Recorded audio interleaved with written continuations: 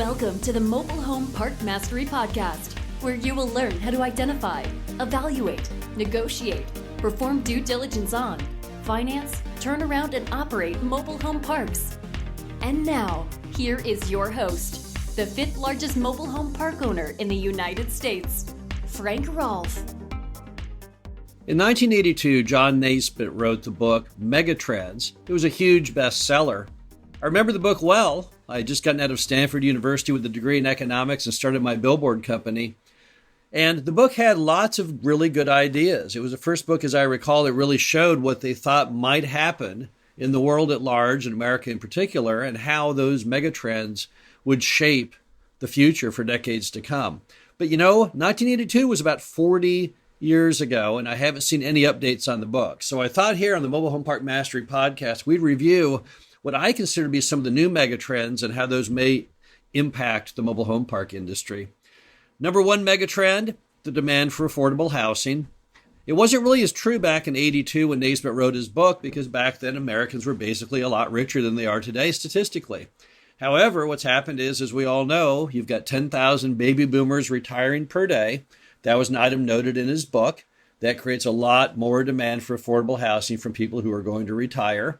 And the amount they're retiring into is pretty much exactly as described in his book. They're getting just enough to get by, about $1,200 a month per person in retirement. Hardly any pensions these days or other things to fall back on. Also, what she would not know when he wrote the book is that half of all the jobs created in America since the Great Recession have been paying $10 an hour or less. So as a result, we've become a nation of people who don't earn much money, a nation of people who did earn money who have now become retired. And so that makes the demand for affordable housing strong, and it will always remain strong. So I think we all agree that that megatrend is pretty much correct. Number two megatrend, which has only become very obvious during COVID-19, is what Zillow is now calling the Great Reshuffling. That's the movement from urban markets to suburban and exurban. Now, what's an exurban market? Well, that is the ring of residential areas beyond the suburbs. You can still commute from them to the city, but instead of the typical suburban 30-minute commute, it's often about an hour commute to exurbia. I live in exurbia. I'm about an hour away from St. Louis. Half of everyone in my small town works in St. Louis.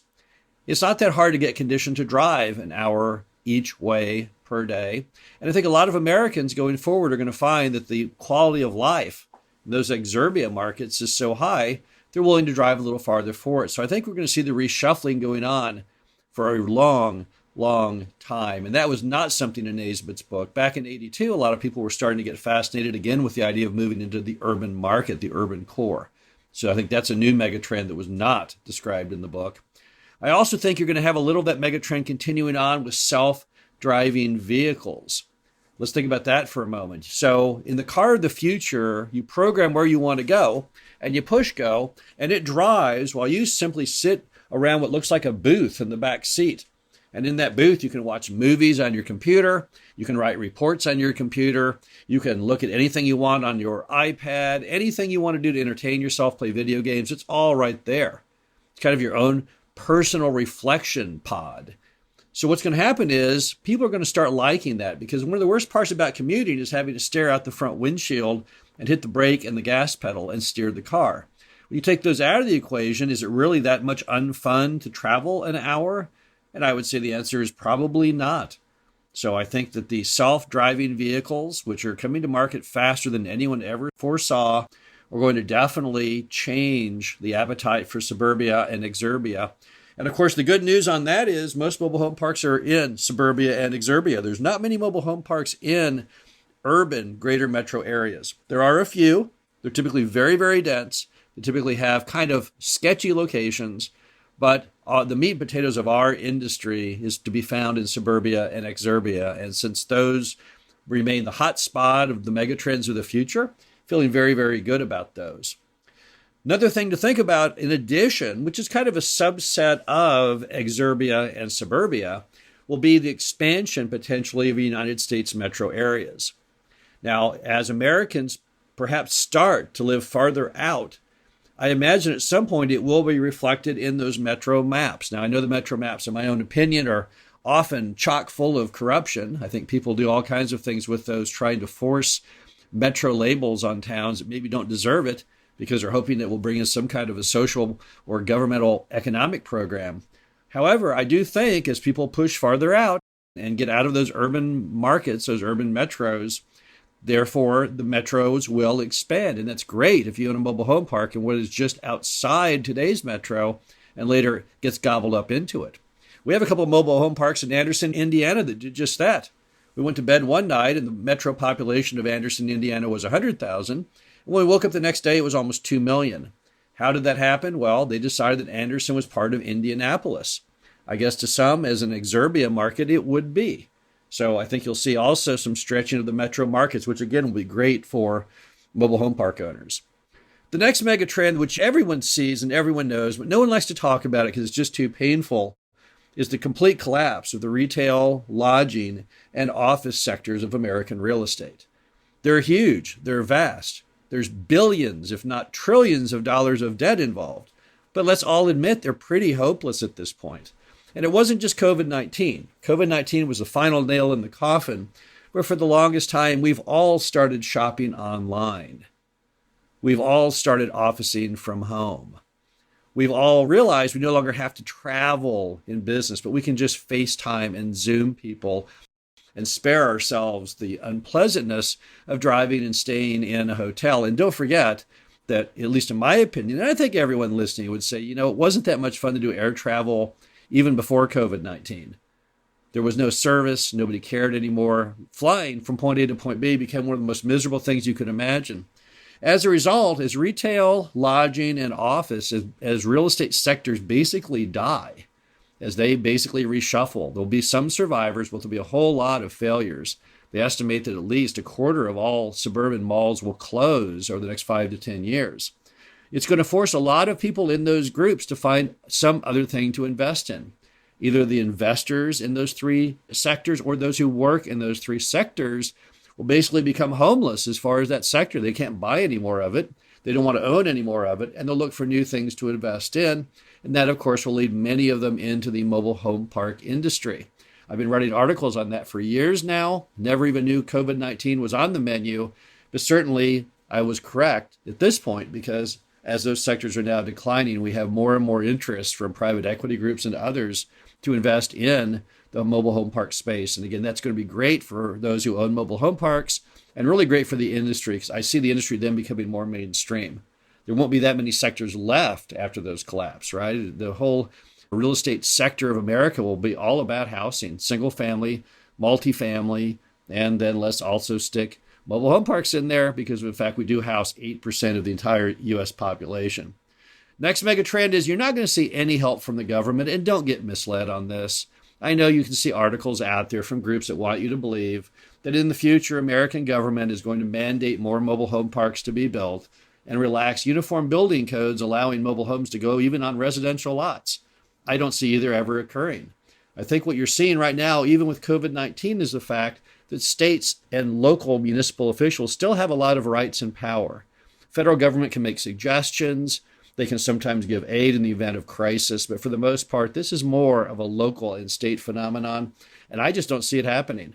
If you can show me one state official, local official who champions the concept of changing the zoning to allow for mobile home parks, then I would appreciate seeing it, because I don't know any, and I follow almost everything there is in the media. However, I think we'll still see Fannie and Freddie Mac stepping up to the plate, producing loans for the mobile home park industry. Why? Because our loans are great. We have the lowest default rate in the U.S. on loans. I say that because I will assume that self-storage will collapse this year under the weight of COVID-19 and their own issues.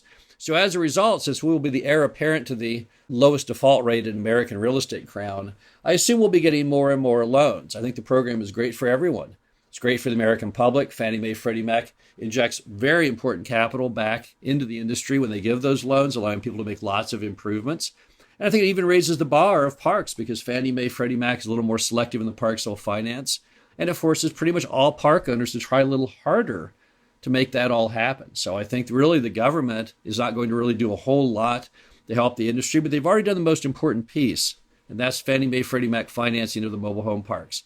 Beyond that, this whole myth that they're going to allow new parks to be built, it's just that it's a myth.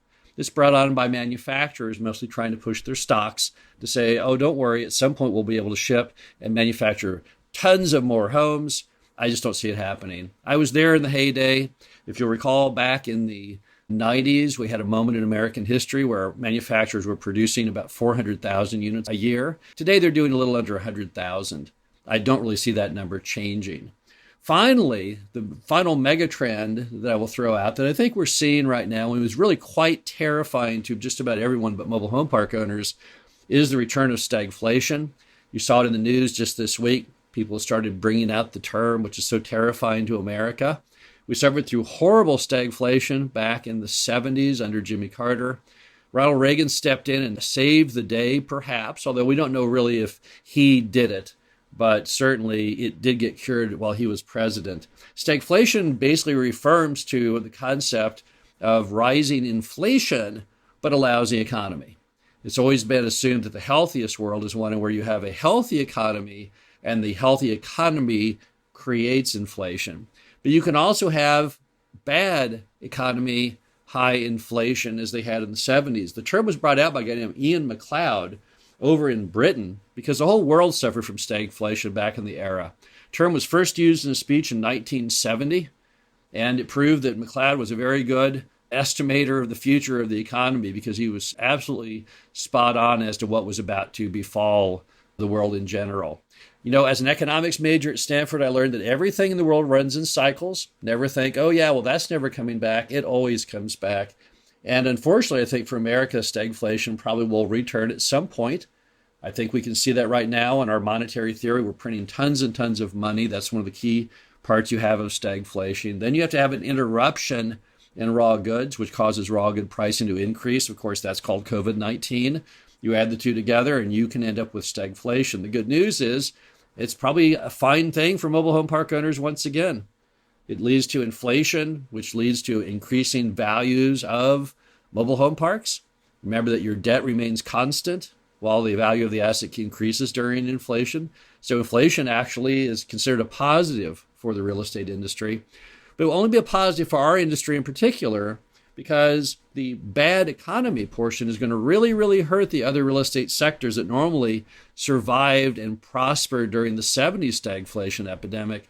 This time, we're going to be producing a nation of poor people who just really need more and more affordable housing. We'll be one of the few superstars of stagflation. Personally, I hope it doesn't happen because it's a precursor to all kinds of terrible things in the world economy. But at least I feel happy that a mobile home park is probably the best protector to the downside of that effect. This is Frank Rolfe, the Mobile Home Park Mastery Podcast Series. Hope you enjoyed this. Talk to you again soon. Thank you for listening to the Mobile Home Park Mastery Podcast. Be sure to visit us at mhpmastery.com to subscribe to the show, read our show transcriptions, and access all of our great information on mobile home park investing.